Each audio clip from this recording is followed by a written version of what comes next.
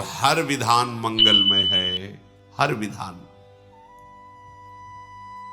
एक मंत्री प्रभु का भजन करते थे और शरणागति के सूत्र को अच्छी तरह समझते थे, तो कुछ भी वो कह देते भगवान की बड़ी कृपा।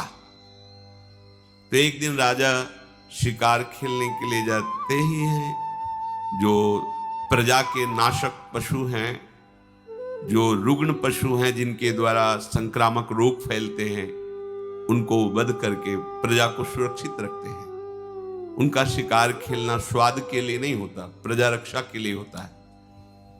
मंत्री भी साथ थे, तो किसी पशु का पीछा किया और बड़े आवेश में आए, सावधान नहीं रहे तो प्रत्यंचा से अंगूठा कट गया। उनका मंत्री अंगूठा कट गया, उनको भगवान ने बहुत अच्छा किया, बड़ी कृपा। उनके ये शब्द ही थे, क्योंकि जानते थे भगवान का प्रत्येक विधान परम मंगलमय होता है। बड़ा गुस्सा आया उनका, दुष्ट कहीं का, तो हमारा मंत्री है दुश्मन है, हमारा अंगूठा कटा। तो कहता भगवान ने बहुत अच्छा किया, बड़ी कृपा हुई, इसको बंदी बनाया जाए और तुरंत कड़ी सजा के द्वारा इसे जेल में रखा जाए। राजा का आदेश। उनका बड़ी कृपा महाराज, भगवान की बड़ी कृपा, बहुत अच्छा किया भगवान। पागल हो गया है मंत्री, मंत्री पद से हटा के इसे जेल में रख रहे, कह रहा भगवान ने बहुत अच्छा किया, बड़ी कृपा। कुछ दिन बाद वैद्यों के द्वारा अंगूठा ठीक हुआ।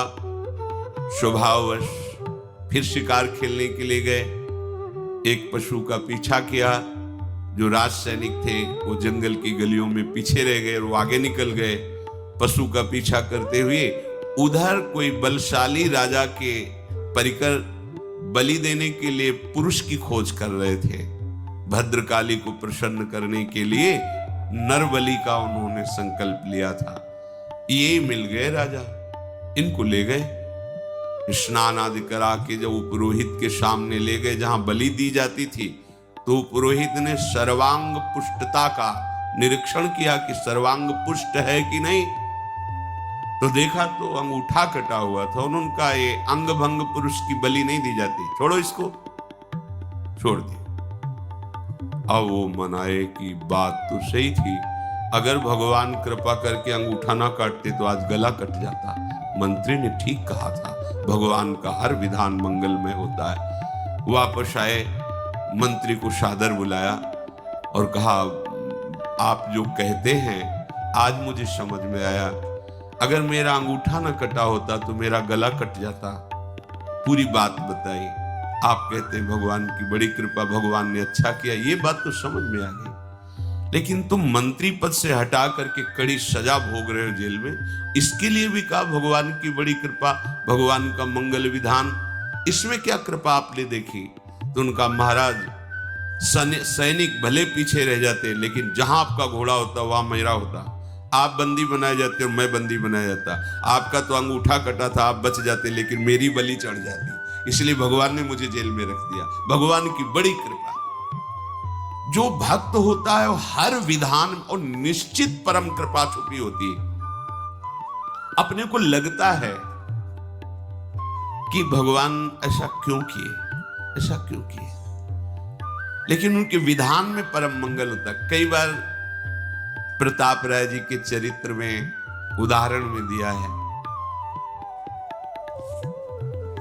बड़े ही निर्मल भागवत गृहस्थ भक्त थे। उनके कुल परंपरा में जीवन यापन के लिए एक वृत्ति थी कि जैसे आपको कोई काम है तो आप अपना आभूषण रख जाइए और पैसा ले जाइए, और फिर ब्याज सहित पैसा दे जाइए और आभूषण ले जाइए।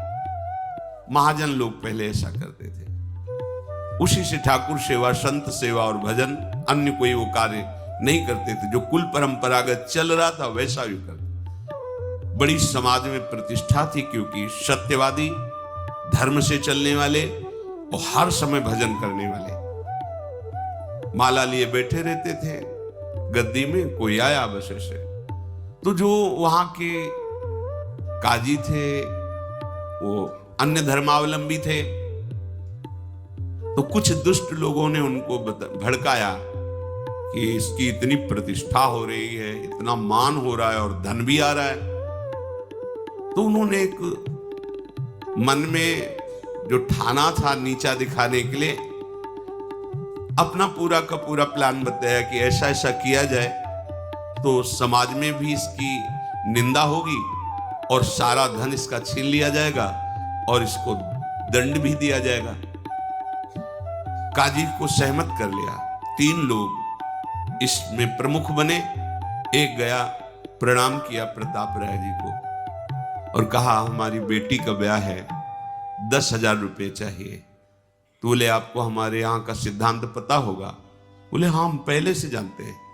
ये कुछ हमारे स्वर्ण आभूषण हैं। वो देखते भी नहीं थे। एक बड़ा बॉक्स रखा था, अपना नाम लिखकर पर्ची रखिए उस पर और आभूषण रख दीजिए और उनका सेवक रहता, 10,000 रुपये ले जाइए और जब आपको काम हो जाए तो ब्याज सहित वापस कर जाना, अपने आभूषण ले जाना। देखा भी नहीं क्या है। थोड़ी देर बाद दूसरा आया, हमारे घर में खाने को भी नहीं है, हमें अर्थ चाहिए, तो हमारे स्वर्ण आभूषण ये हैं, आप बिल्कुल 10,000 3 लोग ले गए और अपने आभूषण ऐसे रख गए, पर्ची लगा। 4-5 दिन बाद ही आए, 10,000 रुपये ब्याज सहित वापस किए और आभूषण पहले ने उठाया अपनी पर्ची। अरे देखो कितना नाटकी है, इसमें एक भी आभूषण नहीं, इसमें तो पत्थर भरे हो, पत्थर ही रख गए थे, उन्होंने देखा भी नहीं। भक्त का जीवन विश्वासमय होता है, क्यों कोई छल कपट करेगा ऐसी भावना से।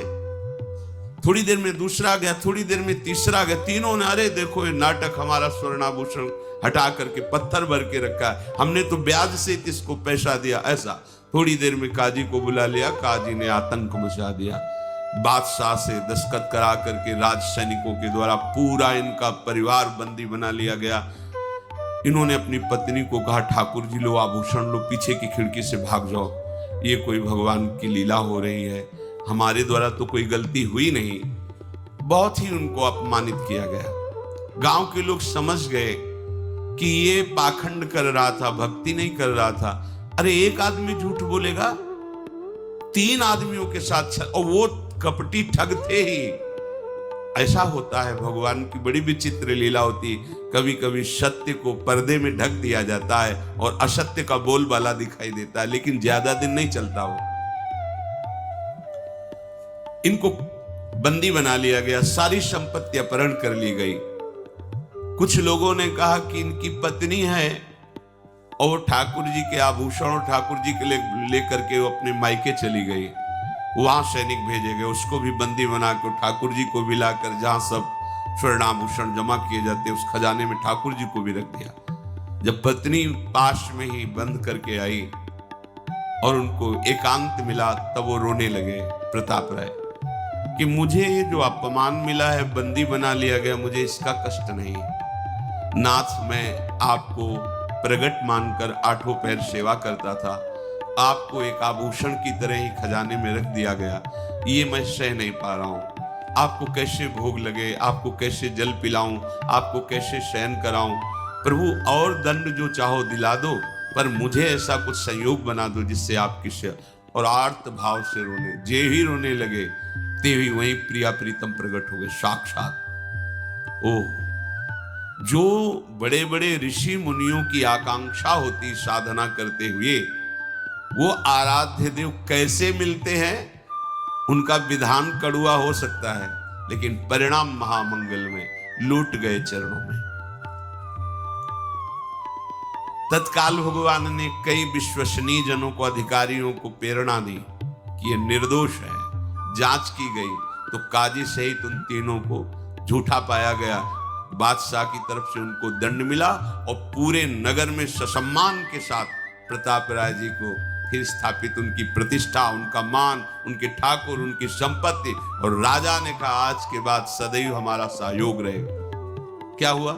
थोड़ी देर के लिए कड़ुआ विधान नजर आया, लेकिन भगवत साक्षात्कार का योग बन गया।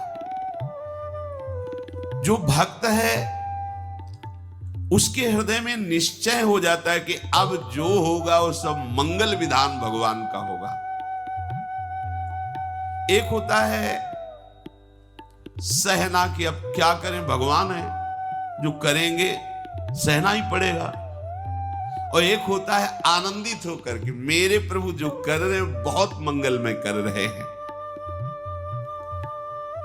आप इतना समझ लो कि भगवान के भंडार में आनंद ही आनंद है, दुख तो है नहीं।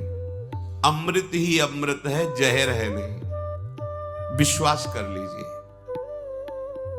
किसी भी तरह से वो प्रयोग करेंगे तो अमृत और आनंद की अनुभूति होगी। यद तर्गे विषम्यु परिणामे अमृतोपमम। शुरुआत तुम्हें विष जैसी लग सकती है, पर वो विधान तुम्हें अमृत में डुबो देगा। विश्वास कर लो। कृपा का स्वरूप कई तरह से प्रकट होता है। कभी बहुत ही मधुर स्वरूप प्रकट होता है, कभी बहुत कोमल, कभी बहुत सुख स्वरूप, कभी कभी कृपा बहुत ही भयानक रूप में आती है, बड़ी ही कट रूप में आती है, बड़ी ही भीषण रूप में आती है, पर उसका परिणाम बहुत मंगलमय होता है। उपासक मृदु कोमल मधुर कृपा या कटु भीषण दुखमयी, इन दोनों के भेद को नहीं देखता, केवल कृपा देखता है। कृपा है आपकी, कृपा है। बड़े लीला बिहारी है, उनकी लीला वही समझ सकते हैं या जिसको समझा दे। वामन रूप से जाते हैं, 3 पग भूमि मांगते हैं और नाप करके एक ही पग में ब्रह्मलोक तक, दूसरे में सब ब्रह्मांड। बोल बड़ा दानी बनता था, बांध दिया वरुण पास में और कहा अब बोल तीसरा पग कहां से दे। 2 पग में सब नाप लिया। ये बड़ी भीषण कृपा का स्वरूप है। सब आसपास भगवत पार्षद खड़े हुए हैं जो पूरी सृष्टि का लय सृजन पालन करने की सामर्थ्य रखते हैं, और भगवान गर्जना करके कह रहे, बड़ा अहंकार करता था, 3 पग पृथ्वी का दान कर दूंगा, अपने को दानी अब पूरा कर। मुस्कुराए बलि जी महाराज, प्रभु अभी तो आपको प्रणाम भी नहीं किया। प्रणाम भी कैसे करूं, आपने तो बांध रखा है। प्रार्थना करता हूं कि जिन श्री चरणों के नपने से आपने मांगा था, उन्हीं श्री चरणों से 2 में तो संपत्ति नाप ली, अब 1 में संपत्तिवान को नाप लीजिए। अपने चरण हमारे माथे पर पधराइए और मुझे। भगवान बंध गए, बलि जी को नहीं बांधा, बंध गए। करुणा समुद्र भगवान मुस्कुरा दे, बोले तुम्हें तनिक भी क्षोभ नहीं हो। बोले प्रभु क्षोभ किस बात का। प्रहलाद जी आ गए, स्तवन कर रहे हैं, उनकी पत्नी स्तवन कर रही। भगवान ने कहा आज के बाद द्वारपाल मैं तुम्हारा। आज भी भगवान बलि के द्वारपाल बने हुए खड़े हैं, आज भी। बोलो, भगवान ने बलि को बांधा या बलि ने भगवान को बांध दिया? लेकिन कृपा इतनी भीषण दिखाई दे रही थी कि कोई मंगल का विधान ही नहीं समझ में आ रहा था। इतने बड़े महान भक्त को भगवान ने वरुण पास में, जिसमें प्रतिपल मृत्यु का कष्ट होता है, वरुण पास प्रतिपल जकड़ता जाता है, प्राणों को भीषण कष्ट होता है। तो कृपा मृदु भी हो सकती है, भीषण भी हो सकती है, पर भक्त मृदु और भीषण नहीं देखता, केवल कृपा देखता है। तो परिणाम में कृपा सिंधु को अपने हृदय में, अपनी दृष्टि में, अपने प्राणों में, अपने जीवन में, बाहर भीतर उनकी कृपा ही कृपा, उनका अनुभव करता है। विश्वासी शरणागत भक्त प्रभु को दौड़ते हुए अपने प्रति मारने की भावना से आते देखकर भी बिल्कुल भय नहीं होता, आनंदित होता है। भीष्म जी कौरवों के पक्ष में है, भगवान अर्जुन जी के सारथी हैं। भगवान ने प्रण किया था हम कोई अस्त्र नहीं गएंगे महाभारत के युद्ध में। भीष्म जी ने कहा मैं गंगा का पुत्र नहीं कहलाऊंगा यदि आपको अस्त्र धारण करने के लिए विवश न कर दूं तो। भीष्म जी ने ऐसे बाणों की वर्षा की कि अर्जुन जी की कोई बस नहीं रह गई। महावीर है भीष्म जी। और भगवान के भी शरीर में बाण रूपी पुष्पों की झड़ी लगा दी। अर्जुन को, भगवान को अपने बाणों की परवाह नहीं। जब अर्जुन को देखा कि ना तो प्रत्यंचा चढ़ा पा रहे हैं, क्यों जे ही प्रत्यंचा पे काट दिया था, प्रत्यंचा काट दी, हर जगह से असमर्थ कर दिया अर्जुन को। कूद पड़े रथ से, उठाया रथ का पहिया और भागे भीष्म को मारने के लिए। ये देखो कृपा, अपनो परण विशार भगत को पूरो परण निभाऊं।